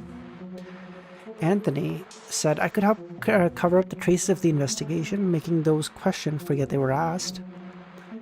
I think your real purpose isn't to get our help, is it? Jenna said. You want to use this opportunity to train the team, to prepare. Not too shabby. The earlier you prepare, the better for these things, you know, in case I'm forced to advance earlier than planned. Then I'll pass Jenna's messenger, summoning method 007. There are mere people clues. We will go back to Trier to follow up. Don't forget the most important team member. How could I? LEMMiNO laughed. Ludwig, who was enjoying a late night snack, saw his godfather enter the room and flash a smile at him. Suddenly, the bread in front of him didn't taste quite as good as it did before. ruining this poor kid's third dinner, goddammit. It's only 7 p.m. Let the boy... Okay, that's a lot of chapters. Whoa, I'm not reading Reverend Insanity quite yet.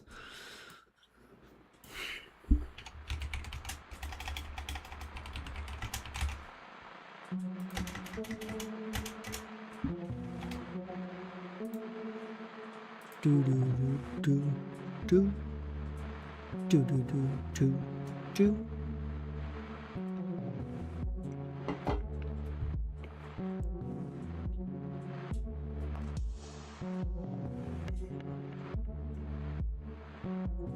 Sorry, okay. Oh no! Oh no!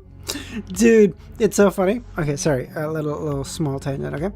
Trump said yesterday, obviously this was a fucking lie, mind you. He said, like, the Iran thing, it'll be taken care of in, like, 2 or 3 days. It's done. Everything's done, okay? And then today, I look at it, and my Apple News, the first thing I see is... Hold on. Where is it?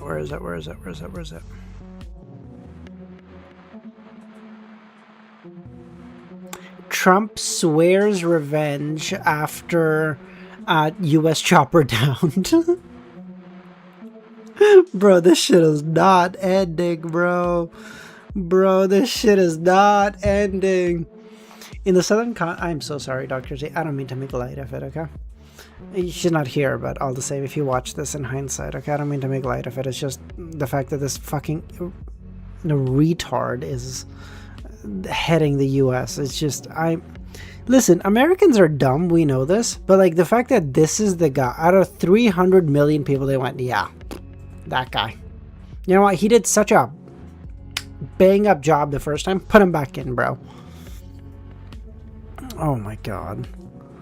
One of the newspapers counted, it was over 30 times. Oh my god. Oh, fuck this place, bro. Oh my god. You know what? Fuck it. You know what? Never mind. I'm going to the Lord of the Mysteries world. I'm not coming back. Fuck it. Yeah, you know what? I'm never coming back. You're right. I'm sorry. I apologize. I didn't think about that. Never mind. Yeah, I'm never coming back. Fuck this place.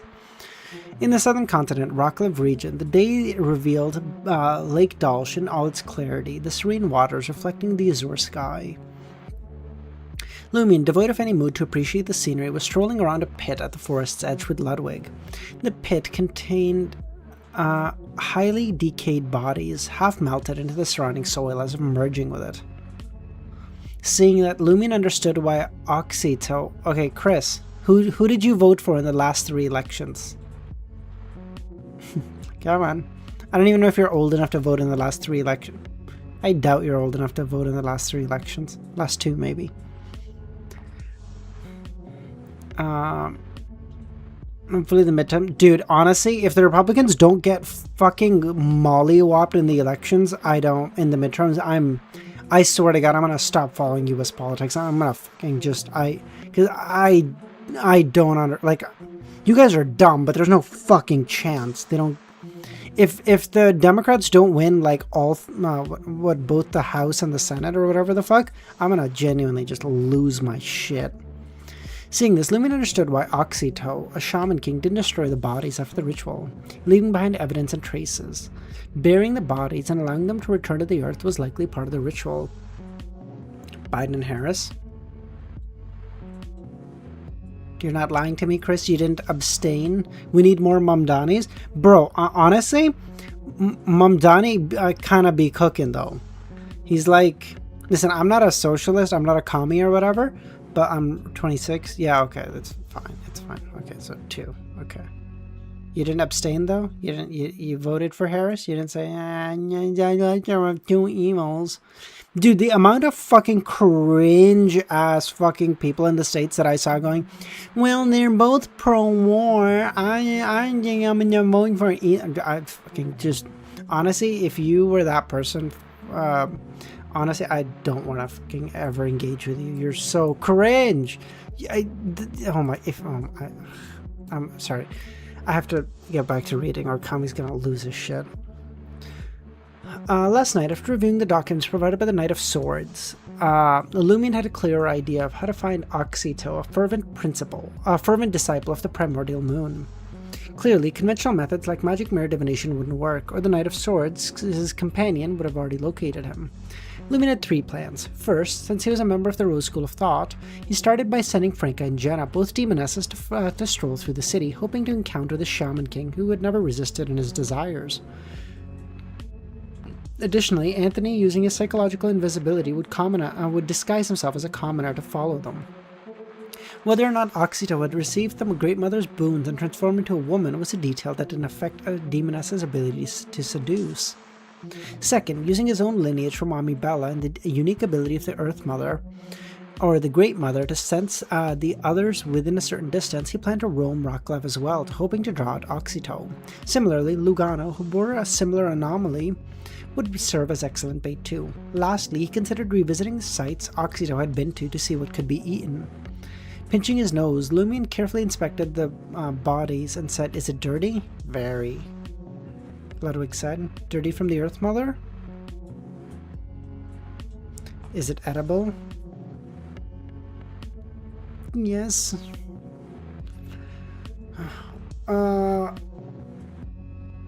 The people who didn't vote are dumbasses are completely agree, Chris. "Can you sense the child born from these corpses after eating them?" Lumion asked.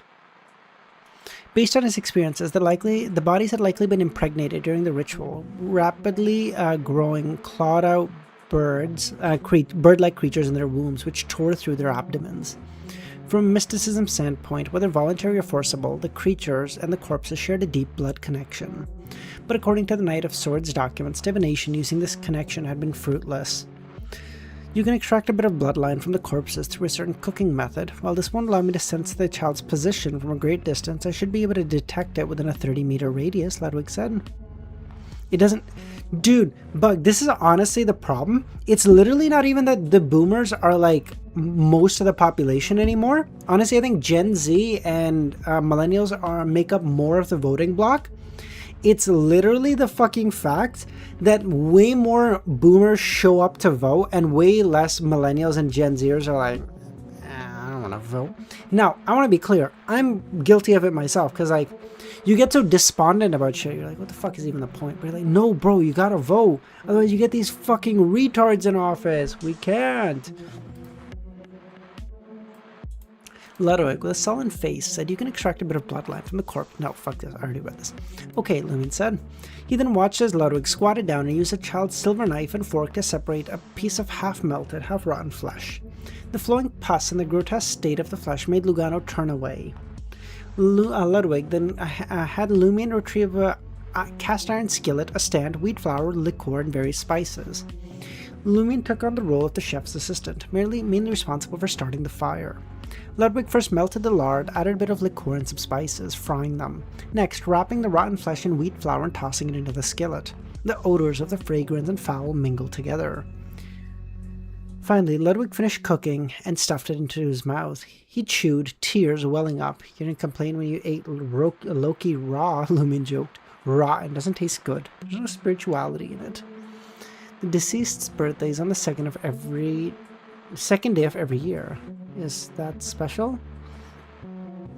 In myths, on the first day, the oldest one created the world. On the second, the Great Mother was born. Oh, I had never heard of such a thing, Lugano muttered to himself. Their birthdays couldn't all be the second day of each year, could they? I remember that the New Year for many tribes on the southern continent isn't on the same as the northern continent. It's not necessarily January 1st. So which day is the second, and which calendar are we using? Any would do, as long as it's the second day of the New Year. Purely symbolic then, eh? Lumin then turned to the Knight of Swords. Have you confirmed the identities and birthdays of the bodies? Who gives a fuck? Rocklev in the Star Highlanders was a relatively prosperous area with a significant population, similar to the city of White Rapis that Lumin had been to before. The area was known for its rich mines, but interestingly, all the mines were located far from Lake Dalsh. In the past, the highlands were primarily a battleground between Intis and Faesac. After the war a few years ago, though, the Faesac Empire's influence waned and the Lone Kingdom began to expand its reach. Even the goddess church of the Lone Kingdom seemed to be expanding its teachings. And throughout the highlands, the city atop the mines, Rocklev, had the largest Loanese population. We've confirmed 90% of the bodies. Their birthdays are mostly on January 2nd from the Northern Continent calendar. For those whose identities remain uncertain, they seem to be foreigners, who came here either voluntarily or involuntarily. Give us a bit more time to determine who they are. The fighting's mostly aligned with what Ludwig explained. Looking across the lake, Lumin said, let's head back to the city and walk around. Let's see which of the three are most effective. The anomaly of the Earth Mother, Amibel's bloodline, or the blood connection with the babies. Having walking towards the city, he asked the Knight of Swords, in the Rose School of Thought, was Oxito in charge of this area? Not previously. It is uncertain if he is now. If he isn't in charge of Rocklev and merely initiated a ritual here on a whim, he should have left it. Why is he still here? He must have a deeper connection. Or perhaps the Rose School of Thought are planning something here. We suspect there's a deeper purpose. Before the Highland Kingdom was established, many areas of the Highlands worshipped death, and Rocklev was one of the most influenced by this belief. Even today, some local customs carried this remnant. As they spoke, 3 adults and a child arrived. Rocklev, compared to the refined city of Rapis, the architecture here was much more rugged. Even before reaching the city gates, Lumion could sense the hustle and bustle. And people, then they so distrust. Yeah, we're fucked, dude. Genuinely.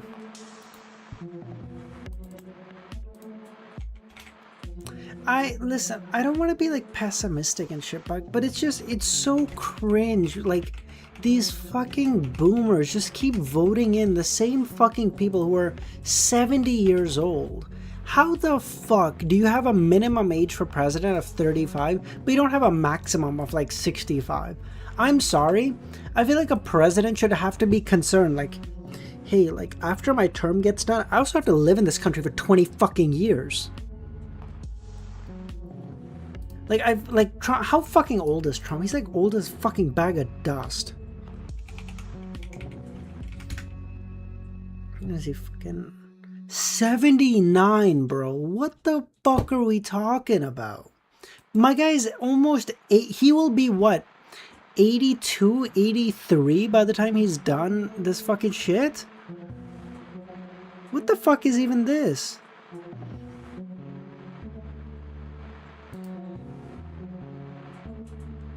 Like 55? Yeah, maybe 55. I was saying like 65. I'm like, bro, 65 is a retirement age.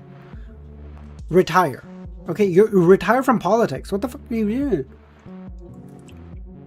I'm so pissed I can't even fucking talk. Look at me. Beside the segment of the old city wall, now merely a relic for admiration, Lumin's gaze passed through the tall and short buildings, landing on a majestic temple. It towered nearly 30 meters high. Yes, but Harris was right by Jamo. A lot younger.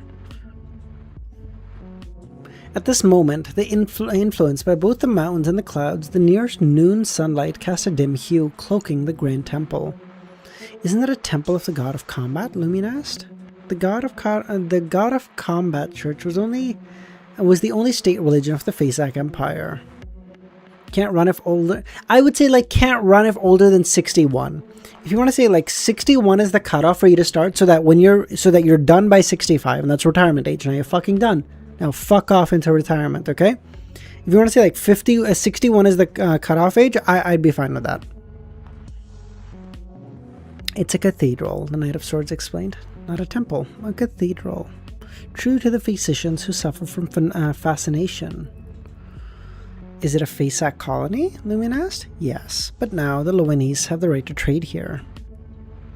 Along the way, it was easy for Lumin to distinguish people from the different countries amongst the crowds. The Phasicians, tall in stature.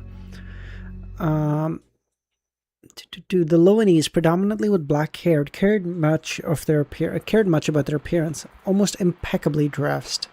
The locals of Rocklev, dark-skinned and wiry. The men wore durable canvas work clothes, and women dressed for labor. Lumin watched a dwarf house with several long-haired cattle pass by. Is this the remnant of death worship you mentioned? Lumin asked. Yes, the people of Rocklev keep the skulls of their deceased at home, believing they protect them, bringing good luck and helping fend off danger in the night. The more skulls a family has, the more prosperous they are believed to be. Similar to what we do in Cordu, eh? Lumin felt a pang of melancholy. Some even make amulets from the skulls of the deceased to carry with them at all times. During the annual Blessing Festival, all the locals in Rocklev take the skulls from the homes and dress them solemnly and join in the revelry and pray together. Blessing Festival? Having experienced Lent, the Cipher Festival, and the Sea Prayer Festival, and the Dream Festival, he had developed a sort of festival-induced PTSD. Oxyto, a shaman king, and a key follower of the primordial moon couldn't be staying here just for the festival, could he? The festival is long past. It was in November, more than a month before the Dream Festival. Oh, you know of the Dream Festival. Did he first appear before or after the festival? Before? So he was here during the festival, likely. Likely? Franca's gaze drifted away from the local woman and colorful skulls sewn onto her shoulder, and she then turned to the tall, blue-eyed woman from Faceac. Sorry, I already have a lady companion. She's too forthright.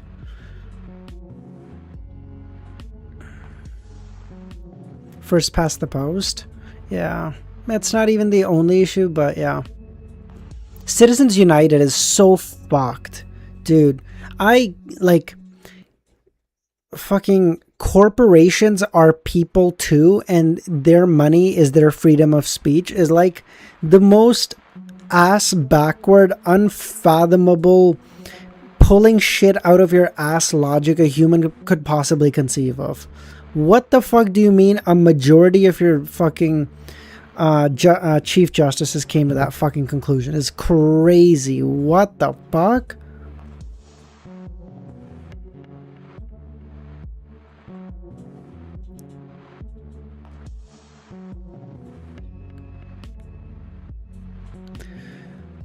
Flirting with me and Jenna, and to think, aside from men, there were also beautiful women inviting us over. I don't mind if you both come over, the physician chuckled. I mind, Jenna spoke up.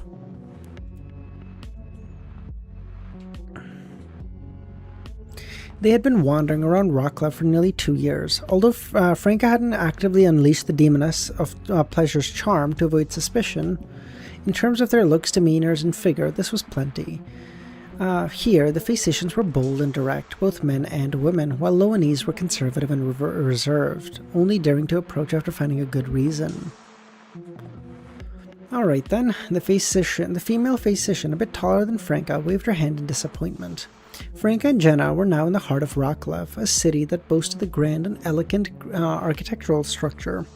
It's almost noon. How about trying some physician cuisine? Franca asked. She was referring to the St. Millum restaurant diagonally opposite them. Sure, Jenna nodded.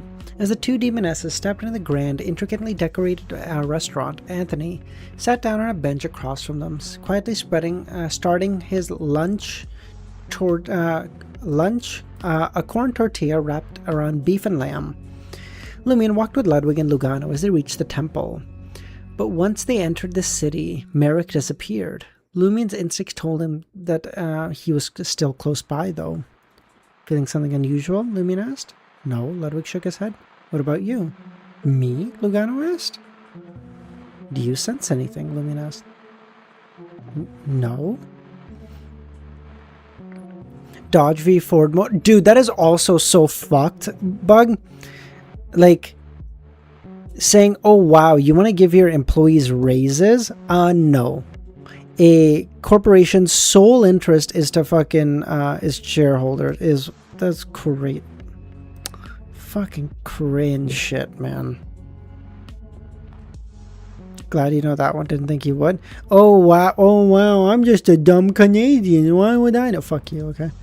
I have something called education. This side of the border. Get fucked, okay? I'm sorry. No, I know. No, I know. Most people in the States wouldn't bug. I know. I just, listen, I'm gonna rage bait you if I can get the chance, okay?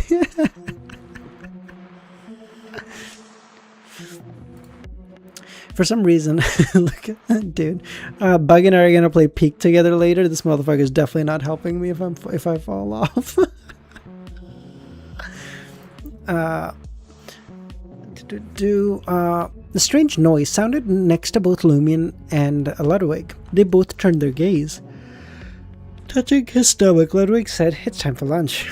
Jesus. Alright, Lumion agreed. His philosophy was never let the child go hungry, especially if the child would resort to cannibalism. There seems to be quite a few restaurants here. They walked to the center of the street. This time, Ludwig didn't need Lugano's hand-holding. He scampered ahead with short strides, Lumion following behind. The street bore a typical face characteristic, complete with trees and benches. Lumion glanced around briefly and pointed his chin to the St. Millum restaurant. Let's try some face cuisine. Okay, Ludwig said. Suddenly, his eager expression turned to confusion and moved his head left and right. Why, want an ice cream too? He teased Ludwig. I think I sensed that child from that body, but it's vague. Since the baby. There weren't any pregnant women around, nor any children.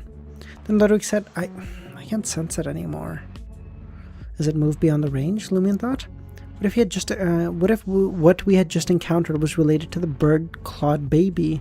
Then my own bloodline may have been sensed by another too. Lumin nodded and said, let's eat first. Nothing's more important than that. Right. For the first time, Ludwig felt that his godfather's words resonated truly with him. Upon entering the restaurant, Lumin noticed Franca and Jenna sitting in a conspicuous spot. The carefully dressed demonesses caught Lumin's attention for a moment. Meanwhile, he wondered, is this the law of convergence? How coincidental for us to choose the same restaurant. Reader note, a reasonable development. Oh my cringe! Franca and Jenna noticed his gaze, looking back at him with a mouth agape in surprise, one chuckling. The other composed themselves and turned their attention back to the soup in front. With the waiter's guidance, Lumin, Ludwig, and Lugano took a seat. Sir, what would you like to order? The waiter offered a menu. One set of everything but the drinks, Lumin said. Peak. Dude, that's the level of wealth I aspire to one day. You just walk into a restaurant and like, give me one of everything. Oh, your kitchen is packed? I don't give a fuck. Give me one of everything anyway. Oh, I'm sorry. Your head chef is about to quit? I don't give a shit. Give me one of everything. Oh, 2 of your sous chefs called in sick? Fuck 'em. Give me 2 of everything.